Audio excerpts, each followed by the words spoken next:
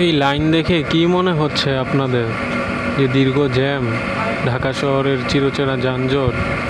আরে না রে ভাই, এটা জ্যাম নয়, এটা হচ্ছে তেলের পাম্পে তেলের জন্য দাঁড়িয়ে থাকা জনগণের বাইক এবং গাড়ির সিরিয়াল।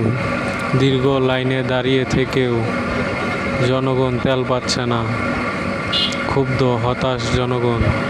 আবার সরকার বলছে তেলের নাকি সংকট নেই।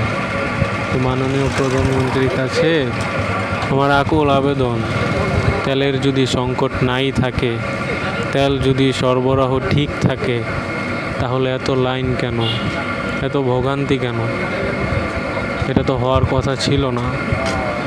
আবার সরকারেরই কথা, অকটেন, পেট্রোল এই জিনিসগুলো নাকি দেশেই উৎপাদন হচ্ছে। তাহলে দেশেই যদি উৎপাদন হয়, বাইরে থেকে যদি আমদানি করতে না হয়, তাহলে সাধারণ মানুষের এত ভোগান্তি কেন, কিসের জন্য?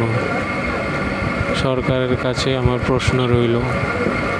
আশা করি সরকার এই বিষয়টি দ্রুত সমাধান করবেন।